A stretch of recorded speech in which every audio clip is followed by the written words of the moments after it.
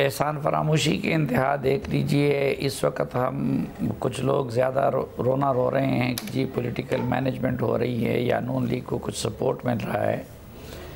تو P T I پہ جو مہربانیاں شروع ہوئی تھی، جنرل فیض صاحب جو کر رہے تھے اور جنرل باجوہ صاحب جو کر رہے تھے، اس سے عمران خان کے بعد سب سے زیادہ مستفید یہ زلفی بخاری ہوئے تھے.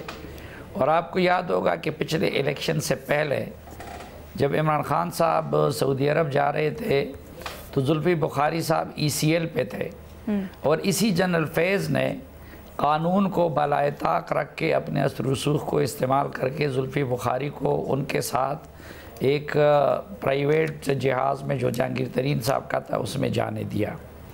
دوسرا، میں آج دو واقعات پہلی مرتبہ سنانا چاہتا ہوں.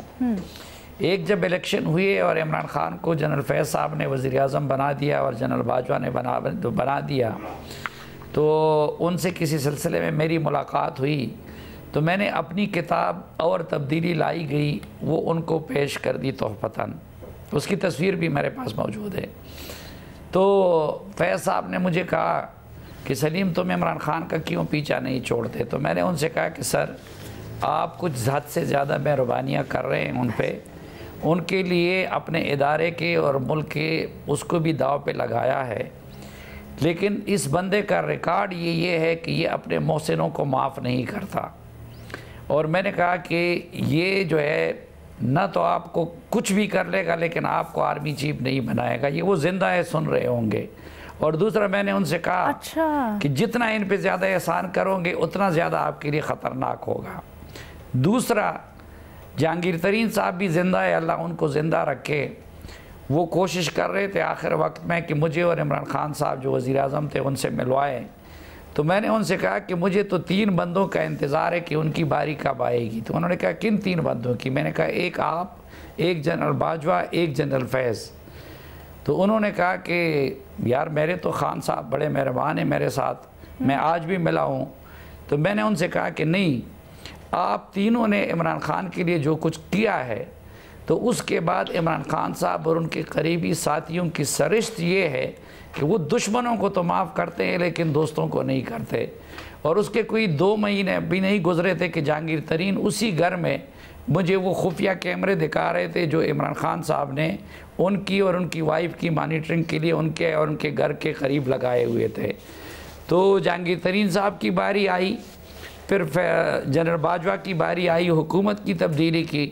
اب ایک جنرل فیض بچے ہوئے تھے تو یہ اب ان کی باری شروع ہوئی ہے.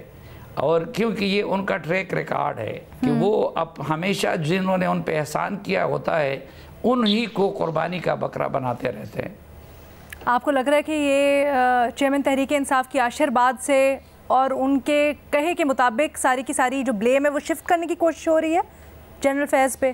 دیکھیں، ایک تو یہ کہ خیر چونکہ انہوں نے بھی گڑبڑ بہت کیا ہے اور جن لوگوں نے گڑبڑ کیا ہو وہ لوگ کبھی بھی ڈٹے نہیں رہ سکتے. زلفی بخاری کی میں بات کر رہا ہوں. لیکن دوسری طرف اگر آپ دیکھیں تو زلفی بخاری صاحب عمران خان صاحب اور بشرا بی بی کے قریب ترین لوگوں میں سے تھے، بااعتماد لوگوں میں سے تھے. اور جہانگیر ترین جیسے مضبوط آدمی کو بھی اعظم خان اور زلفی بخاری نے بشرا بی بی سے نکلوا دیا تھا. تو عمران خان کے اگر کوئی رائٹ ہینڈ تھے، کوئی زیادہ رازدان تھے، وہ جو رہ گئے ہیں ان کے ساتھ، اس میں زلفی بخاری ہے. تو یا تو ان کی بلیسنگ سے ہوا ہے یا پھر یہ ہے کہ زلفی بخاری بھی اب اپنے قائد کی روایت کو زندہ کرتے ہوئے ان سے بے وفائی کے لیے پر تول رہے ہیں.